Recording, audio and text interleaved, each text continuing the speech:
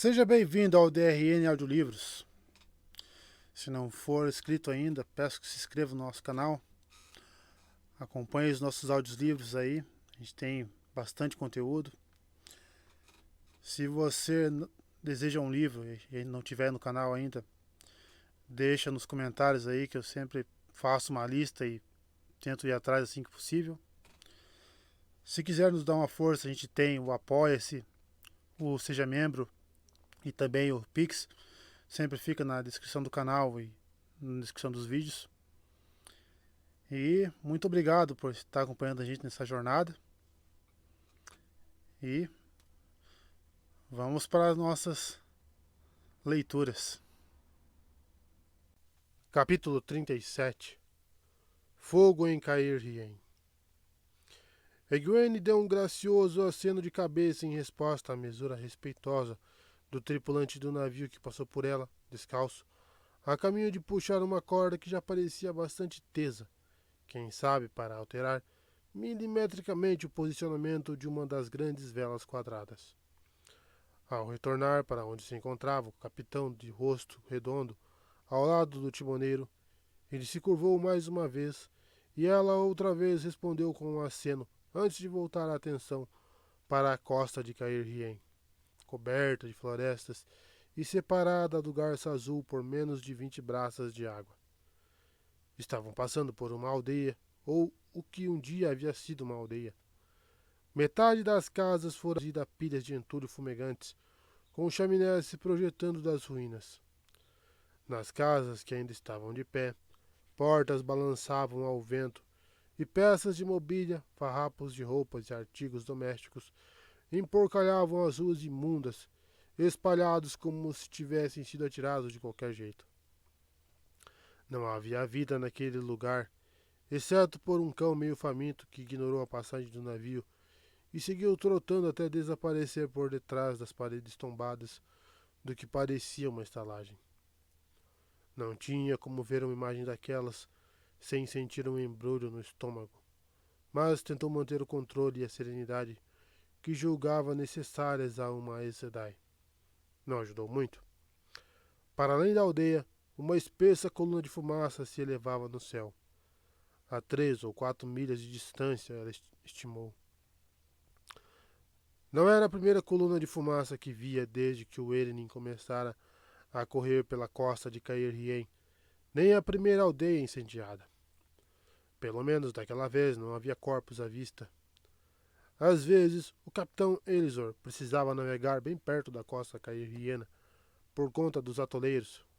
Segundo o capitão, eles mudavam de lugar naquela parte do rio. Entretanto, por mais perto que chegassem, ela ainda não vira viva alma. A aldeia e a fumaça ficaram para trás, mas logo outra coluna de fumaça surgiu à vista mais longe do rio. A floresta foi ficando mais esparsa. Freixos, folhas de coure e sabugueiros deram lugar a salgueiros, abetos e carvalhos, além de outras árvores que ela não reconheceu. O vento balançava seu manto, mas ela o deixou drapejar, sentindo a pureza fria do ar, sentindo a liberdade de usar marrom em vez de qualquer tipo de branco, ainda que marrom não tivesse sido sua primeira escolha. Mesmo assim, o vestido e o manto eram feitos da melhor lã, muito bem cortados e cerzidos. Outro marinheiro veio andando e fez uma mesura ao passar. Ela jurou que aprenderia pelo menos um pouco do que os homens estavam fazendo, pois não gostava de se sentir ignorante.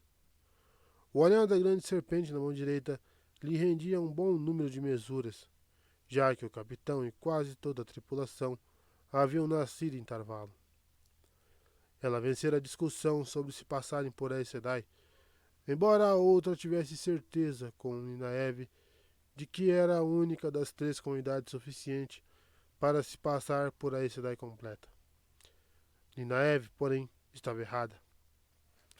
Egwene tinha que admitir que, quando embarcaram no Garça Azul, ainda naquela tarde, na Baía do Sul, tanto ela quanto Elaine haviam recebido olhares surpresos, e o capitão Elisor erguera as sobrancelhas quase até chegarem onde seus cabelos começariam, se tivesse algum. mas fora todos sorrisos e reverências. Uma honra, Aes Sedai. 3 Aes Sedai em minha embarcação? Uma verdadeira honra. Prometo uma viagem rápida para onde quer que desejem ir. E não terão nenhum problema com bandidos cairrienos. Não atraco mais daquele lado do rio. A não ser que as Aes Sedai desejem, naturalmente. Os soldados andorianos controlam algumas cidades do lado cairrieno. Uma honra, Aes Sedai. As sobrancelhas do homem se levantaram outra vez, quando elas pediram apenas uma cabine para as 3, já que nem mesmo Ninaeve queria passar as noites sozinha, se não fosse necessário. Cada uma poderia ocupar uma cabine particular, sem custos extras, ele informou. Não tinha outros passageiros. A carga já estava toda embarcada e, se a cidade tinha negócios urgentes a tratar ao sul do rio, ele não esperaria nem mais uma hora por qualquer um que quisesse subir a bordo. Elas garantiram que uma cabine seria suficiente. O homem ficara surpreso e a expressão em seu rosto demonstrara que ele não compreendia o motivo. Mas Shin Erizor, nascido e criado em Tarvalon, jamais questionaria a Aes Sedai que já tivessem manifestado sua vontade, mesmo que 2 delas parecessem jovens demais. Bem, algumas Aes Sedai eram mesmo jovens. As ruínas abandonadas desapareceram atrás de Egwene. A coluna de fumaça ficou mais próxima e outra já parecia surgir ainda mais ao longe, na margem do rio. A floresta estava se transformando em colinas baixas, cobertas de grama e entremeadas de moitas. As árvores já exibiam as flores da primavera, pequeninos botões de madressilvas brancas e olmos vermelho vivo. Uma árvore que ela não conhecia estava repleta de flores brancas e redondas, maiores que suas mãos juntas.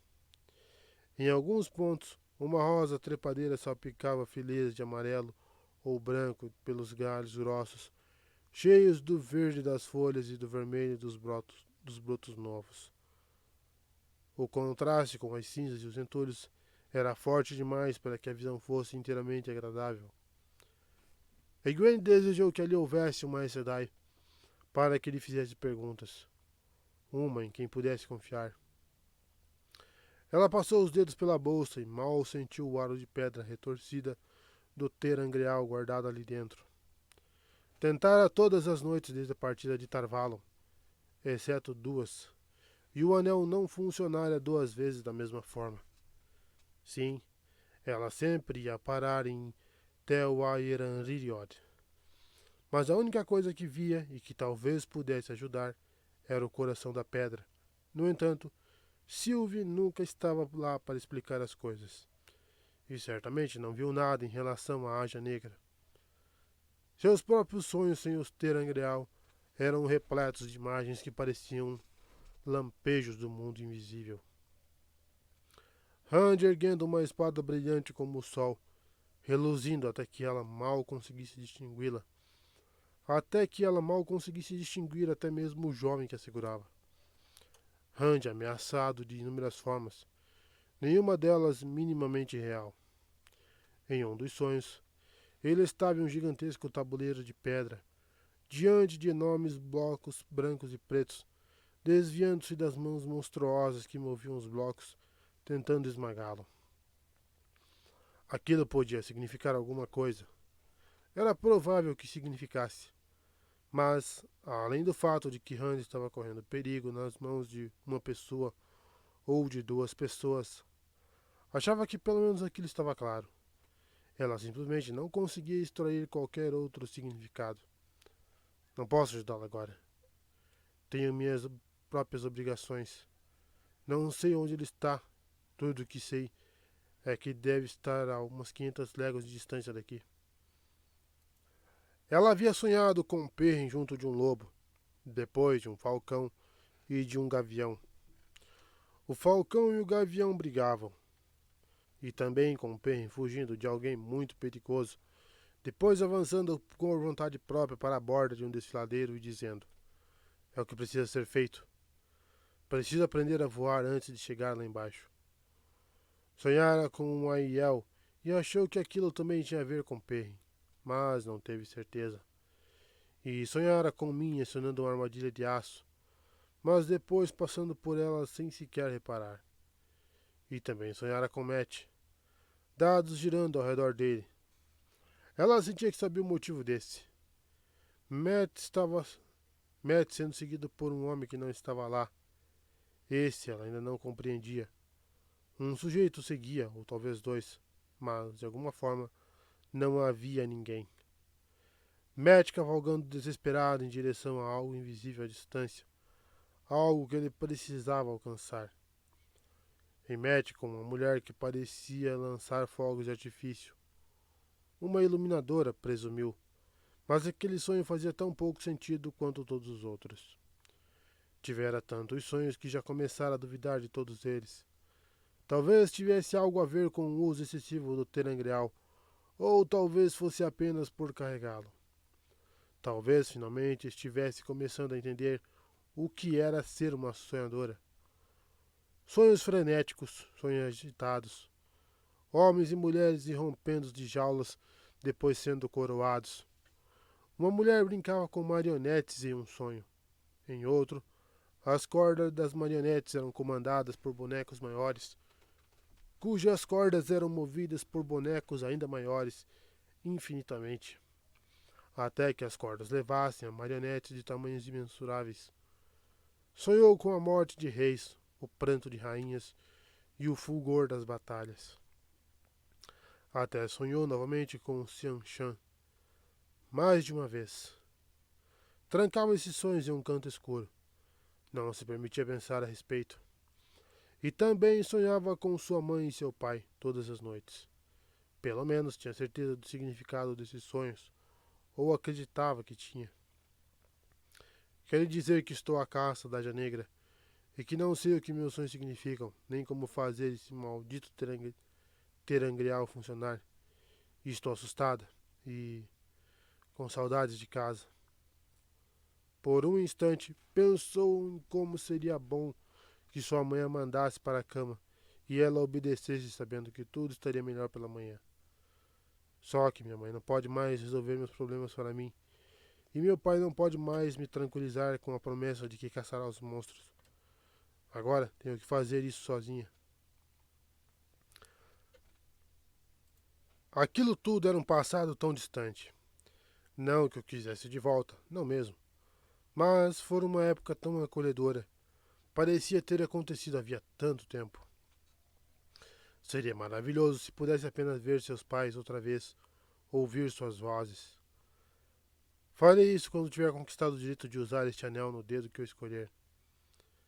Ela deixara Ninaeve e Elaine tentarem dormir uma noite com o anel de pedra, surpresa com a relutância que sentiam ao entregá-lo, e as duas acordaram contando sobre um lugar que com certeza era Tel Ayeraniriod, mas nenhum tivera mais do que um vislumbre do coração de pedra ou de qualquer outra coisa útil.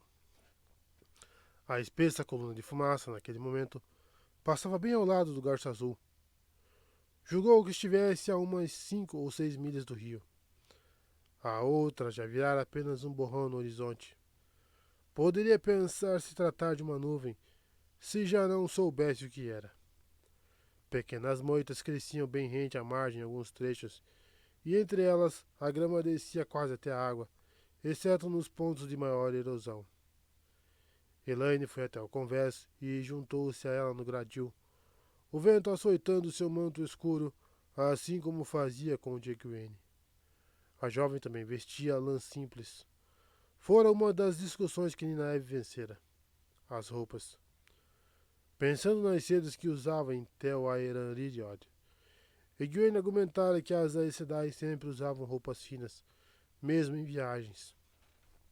Mas Ninaeve rebateu dizendo que, mesmo com a quantidade de ouro que a Amerlin deixara em seu guarda-roupa, e for uma bolsa bem gorda, elas ainda não faziam ideia de quantas coisas custariam ao sul do rio. Ouviram os servos dizerem que Matt estava certo a respeito da guerra civil em Cair Rien e do que ela fizera com os preços. Para espanto de Egwene, Elaine apontara que as irmãs Marrom usavam lã com mais frequência do que seda. A filha herdeira estava tão ansiosa para se livrar da cozinha, concluiu Egwene, que teria usado até trapos. Como será que está o Matt? Não duvido que esteja tentando jogar dados com o capitão, seja lá em que navio estiver. Terrível, murmurou Elaine. É tão terrível. O quê? Perguntou Egwene, absorta. Espero que ele não esteja exibindo demais o papel que demos. Elaine lançou um olhar surpreso à amiga, então franziu o rosto. Aquilo. Ela apontou a fumaça para a distância. Como é que você consegue ignorar uma coisa dessas? Consigo ignorar porque não quero pensar no que as pessoas devem estar passando. Porque não posso fazer nada a respeito e porque temos que chegar a Tear. O que estamos caçando está em Tear. Ela se surpreendeu com a própria veemência. Não posso fazer nada a respeito e a Aja Negra está em Tear. Quanto mais pensava no assunto, mais tinha certeza de que precisariam dar um jeito de chegar ao coração da pedra. Talvez ninguém além dos grãos-lordes de Tear tivessem permissão para adentrá-lo, mas ela estava começando a se convencer de que a chave para acionar a armadilha e frustrar os planos da Aja Negra estava no coração da pedra. Já sei disso tudo, Egwene, mas isso não me impede de me sentir mal pelos Caerrienos. Ouvi aulas sobre as guerras entre Andor e Caerhien, retrucou Egwene seca. Benai Sedai disse que vocês e Caerhien guerrearam mais que qualquer outra nação, exceto Tear e Ilian. A outra mulher a olhou de soslaio. Elaine jamais se acostumara com a recusa de Egwene em admitir que ela mesma era andoriana. As linhas dos mapas afirmavam que Dois Rios era parte de Andor, e Elaine acreditava nos mapas. Guerreamos contra eles sim, Egwene, mas, desde o estrago que sofreram na Guerra dos Aiel, compraram quase tanto cereal de Andor quanto de Tear. Agora os negócios foram interrompidos. Enquanto todas as casas caerrienas lutam entre si pelo trono do sol, quem é que vai comprar os grãos ou distribuí-los ao povo? Se a luta estiver tão grave quanto o que vimos na costa, bem, não se pode alimentar um povo por 20 anos e não sentir nada ao saber que devem estar passando fome. Um homem cinza, disse Egwene. Elaine deu um salto, tentando olhar em todas as direções ao mesmo tempo. O brilho tênue de Saidar a envolveu. Onde? Egwene examinou o convés bem devagar, tentando garantir que ninguém estivesse perto o suficiente para escutar. O capitão Elisor permanecia parado na popa, ao lado do homem sem camisa que segurava o comprido timão. Havia um marinheiro bem na frente da proa, esquadreando as águas em busca de algum sinal de atoleiros, e dois outros caminhavam pelo convés, vez o outro ajustando uma corda das velas. O restante da tripulação estava nos decks de baixo. Um dos dois homens parou para conferir as amarras do bote atado de cabeça para baixo no convés. Ela aguardou que ele fosse embora e só depois falou. Idiota, resmungou baixinho. Eu, Elaine, não você. Então não venha com essa cara feia para cima de mim, continuou sussurrando. Tem um homem cinza atrás de Matt. Elaine. Acho que foi isso que o sonho quis dizer, mas eu não tinha entendido. Sou mesmo uma idiota.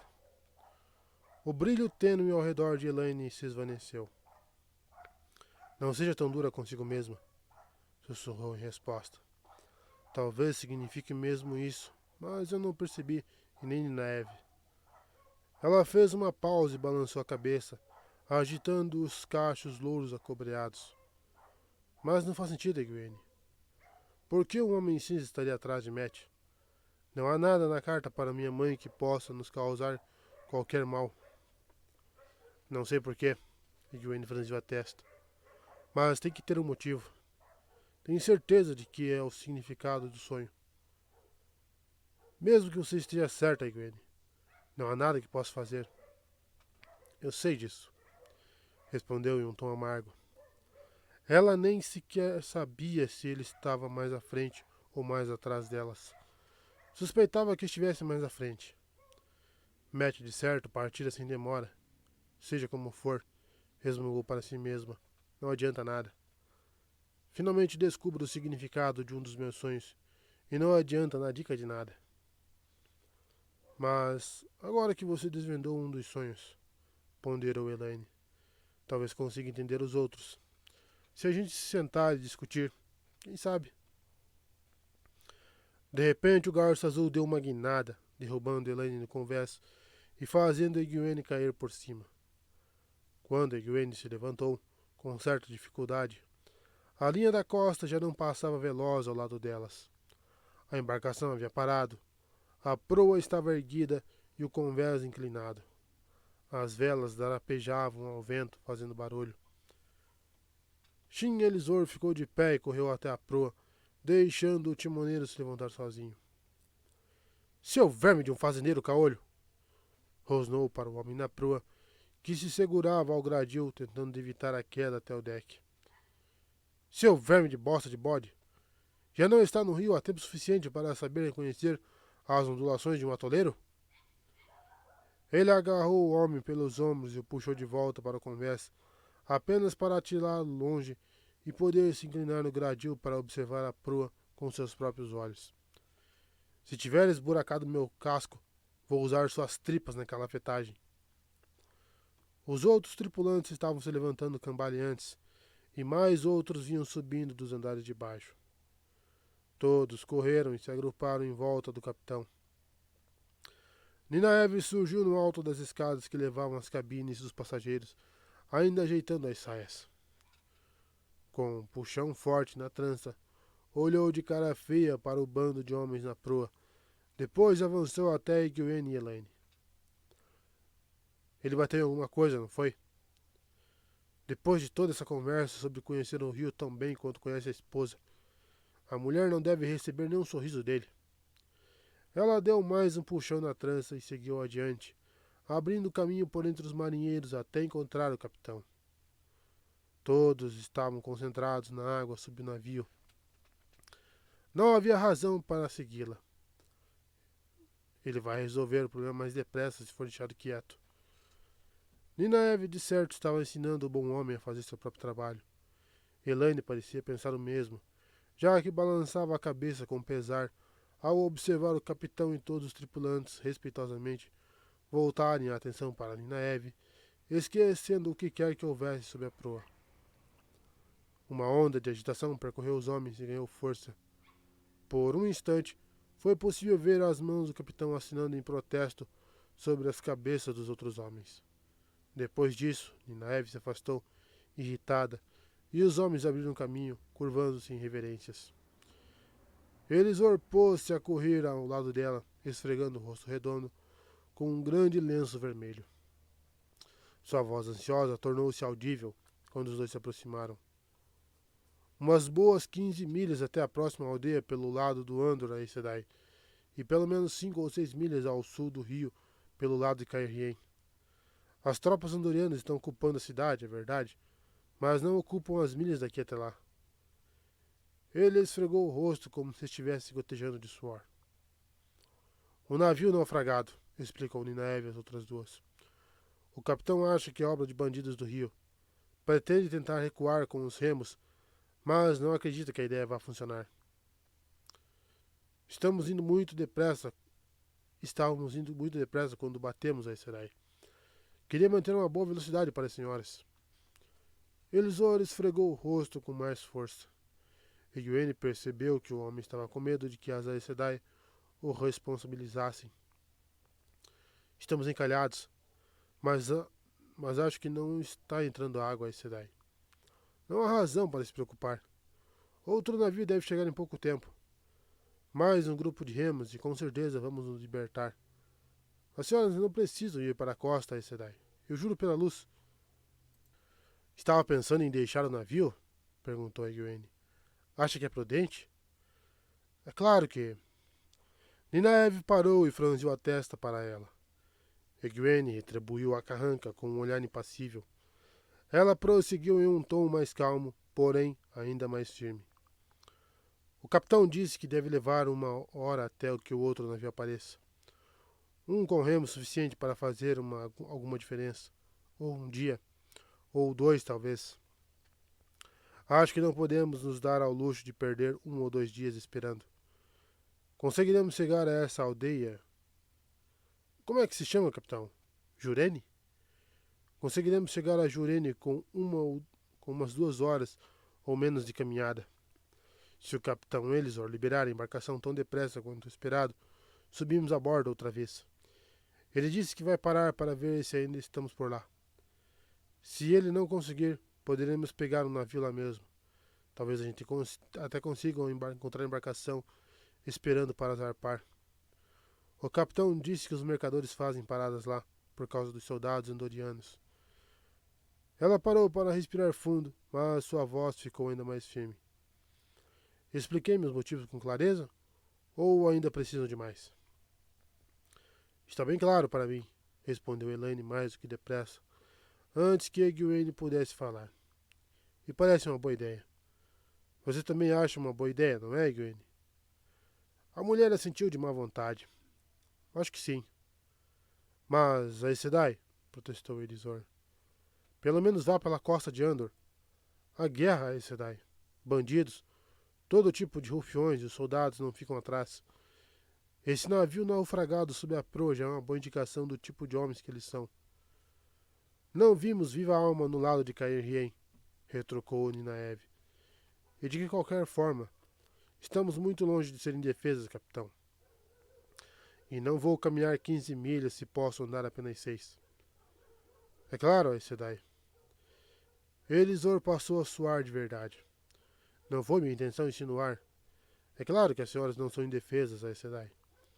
Não foi minha intenção insinuar uma coisa dessas. Mesmo esfregando o rosto furiosamente, o homem ainda brilhava de suor. Ninaeve abriu a boca e olhou para Egwene e pareceu mudar o que pretendia dizer. Vou descer para pegar minhas coisas, disse, olhando para o ar entre Egwene e Elaine. Então, virou-se para Elisor. Capitão, apronte o bote. O homem fez uma mesura e saiu correndo, antes mesmo que ela se virasse para a escotilha. E antes que ela descesse, já tinha começado a gritar ordens para que o bote fosse baixado na lateral. Se uma de vocês diz para cima, resmungou Elaine, a outra diz para baixo. Se não pararem com isso, não vamos conseguir chegar até ar. Vamos chegar até ar, retorquiu Egwene. Chegaremos mais cedo se Ninaeve perceber que não é mais a sabedoria. Nós 3 somos. Ela não podia dizer aceitas. Havia muitos homens correndo de um lado para o outro. Estamos no mesmo nível agora. Elaine soltou um suspiro. Em pouco tempo, o bote a remos as deixou na costa, e as 3 se viram na margem com os cajados nas mãos e os pertences embrulhados em trouxas cheias de bolsas e papéis pendurados nas costas. Ao redor delas havia apenas a grama e alguns bosques esparsos, mas a algumas milhas do rio as colinas eram cobertas de florestas. Os remos do garço azul produziam espuma, mas não conseguiam mover a embarcação. Egwene se virou e começou a caminhar em direção ao sul sem olhar para trás. E antes que Ninaeve assumisse a liderança. Quando as outras 2 a alcançaram, Elaine lhe lançou um olhar de reprovação. Ninaeve caminhava olhando para frente. Depois, a filha herdeira contou a Ninaeve o que Egwene dissera sobre Mat e um homem cinza. Mas a mulher mais velha escutou em silêncio, respondendo apenas: ele terá que cuidar de si mesmo, sem reduzir o ritmo. Depois de um tempo, Elaine desistiu de fazer as outras 2 conversarem, e as 3 caminharam em silêncio. Carvalhos e salgueiros ao longo da margem do rio logo encobriram a visão que tinham do garço azul. Não seguiram pelos bosques, ainda que fossem pequenos, pois qualquer coisa poderia estar escondida na sombra dos galhos. Alguns arbustos baixos cresciam espaçados entre as moitas perto do rio, mas eram esparsos demais para esconder sequer uma criança, muito menos um bandido, e o espaço entre eles era bem amplo. Se virmos bandidos, anunciou Egwene, vou me defender. Não tem nenhuma Amerlin aqui de olho na gente. Ninaeve apertou os lábios. Se for preciso, retrucou, os olhos fixos à frente. Podemos assustar qualquer ladrão do mesmo jeito que fizemos com os mantos brancos, se não tivermos outra saída. Preferia que vocês não falassem sobre bandidos, comentou Elaine. Quero chegar à aldeia sem... Quase na frente delas, uma figura vestida de marrom e cinza irrompeu de um arbusto solitário.